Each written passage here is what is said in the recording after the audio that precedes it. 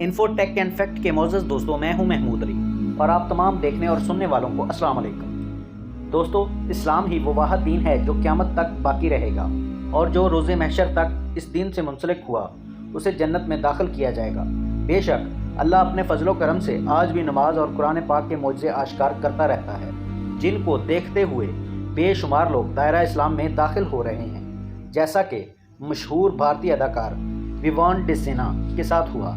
आज की वीडियो में हम जानेंगे इनके साथ कौन सा वाक़या पेश आया जिसको देखते हुए ये मुसलमान हो गए, और इसके साथ साथ हम ये भी जानने की कोशिश करेंगे कि आज से पहले कौन सी मशहूर हिंदुस्तानी शख्सियात इस्लाम कबूल कर चुकी हैं। दोस्तों, विवियान डिसेना मशहूर भारतीय अदाकार हैं जो मकबूल तरीन टीवी ड्रामों में काम कर चुके हैं, जिनमें प्यार की कहानी, झलक दिखला जा, शक्ति, मधुबाला और दीगर शामिल हैं।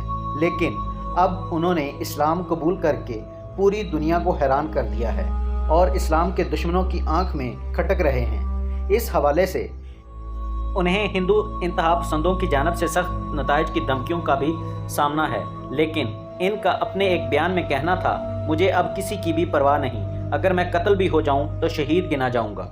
भारतीय मीडिया रिपोर्ट्स के मुताबिक विवियान काफ़ी अरसा से स्पॉटलाइट से दूर था। इनके हवाले से ना कोई खबर सामने आई थी और ना ही इन्हें ड्रामों में देखा गया, जिसके बाद कुछ अफवाहें ये भी थीं कि अदाकार ने अपना मज़हब तब्दील कर लिया है, लेकिन इन्होंने इस बात की तस्दीक भी खुद कर दी है। हाल ही में उन्होंने भारतीय मीडिया को दिए गए एक इंटरव्यू में इंकशाफ किया कि उन्होंने 2019 में रमज़ानुल मुबारक के महीने में इस्लाम कबूल किया था और तब से लेकर आज तक वह इस्लामी तर्ज पर ही ज़िंदगी बसर कर रहे हैं। विवियान ने कहा, मेरी ज़िंदगी में कुछ ज़्यादा नहीं बदला, मैं ईसाई पैदा हुआ था और अब इस्लाम की पैरवी करता हूँ। मैंने 2019 में रमज़ानुल मुबारक के महीने में इस्लाम के तौर तरीक़ों पर ज़िंदगी गुजारना शुरू की और अब अल्हम्दुलिल्लाह मैं अपने आप को बेहतर महसूस करता हूँ। इसके अलावा विवियान ने कहा, मुझे 5 वक्त की नमाज़ पढ़ने से बहुत सुकून मिलता है। दोस्तों, सिर्फ ये ही नहीं, इनसे पहले और भी बहुत से मशहूर अदाकार कबूल इस्लाम का शर्फ हासिल कर चुके हैं, जैसा कि जनूबी एशिया के सबसे कम उम्र का एजाज़ रखने वाले म्यूज़िक डायरेक्टर हिंदुस्तानी मौसीकार युवन शंकर राजा अपनी मां के इंतकाल के बाद इस्लामी तालीमात से मुतासर होकर हाल ही में मुसलमान हो चुके हैं। अपने एक इंटरव्यू में युवन का कहना था, इनके वालिदैन कट्टर हिंदू थे, अपने अकायद में इतने पुख्ता थे कि अगर घर में गिलास भी टूट जाता तो किसी पंडित को बुला लेते थे।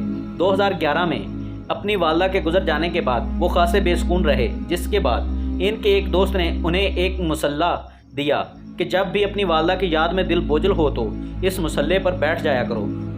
मुसल्ले पर बैठने के साथ ही वो ज़ारो कतार रोने लगे, अल्लाह पाक से अपने गुनाहों की माफ़ी मांगने लगे। इस वाक़या ने इनकी रूह को तरोताज़ा कर दिया। इसके बाद उन्होंने कुरान करीम का मुताला शुरू किया। शंकर राजा के मुताबिक जैसे जैसे उन्होंने कुरान को समझना शुरू किया तो इन पर इस कायनात की हकीकत आश्कार होने लगी। बिलाखिर उन्होंने जनवरी 2014 में उन्होंने बाकायदा तौर पर मुसलमान होने का फ़ैसला कर लिया। उन्होंने अपने वालिद को सबसे आखिर में अपने फ़ैसले से आगाह किया तो उन्होंने इसकी सख्त मुखालफत की, लेकिन उनके भाई और भाभी ने इनको काफ़ी हिम्मत दिलाई और आज ये मुसलमान बनकर अपने रब की तमाम नेमतों का शुक्र अदा करते नज़र आते हैं। दोस्तों, इसी तरह AR रहमान का नाम किसी तारुफ का मोहताज नहीं। उन्होंने एक हिंदू घराने में जन्म लिया।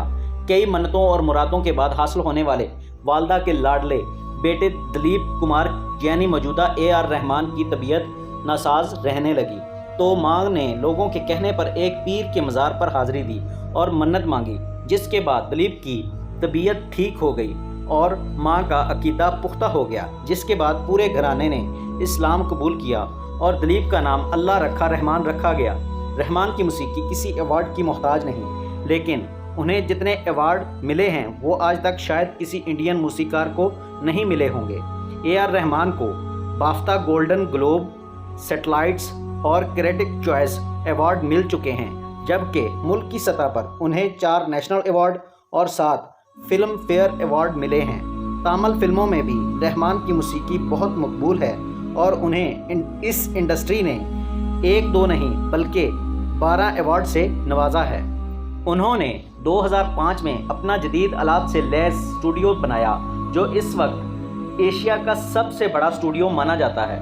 ان کی موسیقی میں کبھی مغربی دھن سنائی دیتی ہے تو کبھی بہتے جھرنے کی صدا، اور کبھی کلاسیکل میوزک تو کبھی صوفی سنگت تو کبھی چاس۔ ناظرین گرامی، اب آپ کو ایک ایسی فحش ماڈل کے بارے میں بتاتے ہیں جس نے ساری زندگی فحاشی کو پروموٹ کیا ہے۔ اس کا نام سارہ ابو بکر ہے۔ یہ امریکہ کے ایک خوبصورت شہر میں پلی بڑی ہے۔ اس کا اپنے ایک انٹرویو میں کہنا تھا، عام امریکی لڑکیوں کی طرح میری زندگی کا محور اور مقصد بھی اپنی نسوانی خوبصورتی کو نکھارنا اور اس پر زیادہ سے زیادہ توجہ دینا تھا۔ جوانی کی دہلیز پر قدم رکھتے ہی میں نے امریکہ کے شہر فلوریڈا میں میامی کے ساحل کے قریب رہائش اختیار کر لی۔ میرا لائف سٹائل لگژری تھا اور میں ایسی زندگی گزار رہی تھی جو ہر کسی کا صرف خواب ہوتا ہے۔ فلوریڈا جیسے شہر میں ساحل سمندر کے کنارے رہنا، ایک سے بڑھ کر ایک خوبصورت اور برانڈڈ لباس پہننا، نئے نئے سٹائل اپنانا تاکہ اپنی نظروں میں بلند ہو سکوں اور لوگوں کی زیادہ سے زیادہ توجہ حاصل کر کے مقبول ہو سکوں، میرا بھی شوق تھا۔ میں نے وہی کیا جو ہر انسان اپنی زندگی کو بہتر بنانے کے لیے کرتا ہے۔ دیکھا جائے تو میں نے اس لحاظ سے کامیاب زندگی گزار رہی تھی، لیکن اس کے باوجود مجھے اپنے اندر ایک خالی پن سا محسوس ہوتا تھا۔ میں بے چین رہتی اور خوشیاں مجھ سے کوسوں دور رہتی تھیں۔ اپنے اندر کے خلا کو دور کرنے کے لیے میں پہلے سے زیادہ اپنی خوبصورتی پر توجہ دینے لگی۔ میں نے ایک سوشل ایکٹیوسٹ بن کر زندگی گزارنے کا فیصلہ کیا اور خواتین کے حقوق کے لیے کام کرنے کا فیصلہ کیا، اور جلد ہی اس فیلڈ میں مقام و مرتبہ بھی حاصل کر لیا اور میں بڑی کیمپین چلانے لگی۔ لیکن ایک انتہائی مصروف زندگی گزارنے کے باوجود میرے اندر کا خلا جوں کا توں رہا۔ اس خلا کو کم کرنے کے لیے میں نے شراب نوشی شروع کر دی، لیکن جلد ہی مجھے احساس ہوا یہ سب میرے درد کی وقتی دوا ہے، کیونکہ نشہ اترنے کے بعد میں خود کو زیادہ درد میں محسوس کرتی۔ مجھے لگنے لگا انسانی حقوق کے نعرے مخلوق کو مخلوق سے ملانے کا ذریعہ ہیں، لیکن خالق کا ذکر ہی کہیں نہیں۔ مجھے لگتا کہ میں فیشن کی غلام ہوں، میری زندگی کا مقصد تشہیر کے سوا کچھ نہیں۔ میں نے اس اندھیر گلی سے نکلنے کے لیے مختلف مذاہب کا مطالعہ شروع کر دیا، اور پھر ایک دن مسلمانوں کی مذہبی کتاب قرآن کریم کا ترجمہ میرے ہاتھ لگا۔ میں اس وقت تک اسلام اور مسلمانوں کے بارے میں بس اتنا جانتی تھی، مسلمان عورتیں ٹینٹ پہن کر گھر سے نکلتی ہیں اور ان کے محرم مرد گھر میں ان کے ساتھ مار پیٹ کرتے ہیں۔ اسلام کے ساتھ دہشت گردی کا تذکرہ بھی میں نے سن رکھا تھا، تو جب میں نے قرآن پڑھنا شروع کیا تو مجھے ایسا لگنے لگا جیسے میرے سوالوں کے جواب مل گئے ہوں، میرے دل اور روح کو غذا مل گئی ہو، میرے اندر کا خلا کم ہونے لگا، اور پھر میں مسلمان ہوئی اور میں نے اپنا تعلق خالق سے جوڑ لیا۔ میں نے اپنے لیے ایک عبایا اور حجاب خریدا۔ جب میں پہلی دفعہ حجاب اور عبایا پہن کر گھر سے نکلی تو مجھے اندر تک سکون اترتا محسوس ہوا۔ میں نے زندگی میں پہلی دفعہ خالق کی نگاہ میں خوبصورت بننے کے لیے لباس پہنا تھا، اور مجھے اب لوگوں کی پرواہ نہیں تھی۔ یہ وہی گلیاں محلے تھے جہاں میں مغربی لباس پہن کر گھوما کرتی تھی۔ میں اس لباس کو خواتین کی آزادی کا نشان سمجھتی تھی، لیکن مجھے اب سمجھ آ رہا تھا کہ آزادی کیا ہے۔ میں نے ساری زندگی جس لگژری لائف سٹائل کے پیچھے بھاگتی رہی، اس میں نہ تو خوشی تھی نہ سکون۔ سکون تو اللہ کی رضا حاصل کرنے میں ہے، نہ کہ لوگوں کی نگاہ میں اچھا بننے میں۔ میں اب بھی خواتین کے حقوق کے لیے کام کرتی ہوں، لیکن اب میں حجاب کو خواتین کی آزادی سمجھتی ہوں، اور میں چاہتی ہوں کہ ہر مسلمان عورت آزادی کے ساتھ اپنا حجاب پہن سکے۔ عورت کوئی شو پیس نہیں ہے، اس کی زندگی کا مقصد صرف خوبصورت دکھائی دینا نہیں۔ اب مجھے یہ بات سمجھ آ چکی ہے۔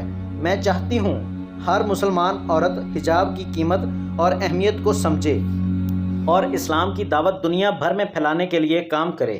جی تو معزز دوستو، یہ تھی آج کی ویڈیو پسند آئی ہو تو اسے لائک کر کے دوستوں کے ساتھ شیئر ضرور کیجیے گا۔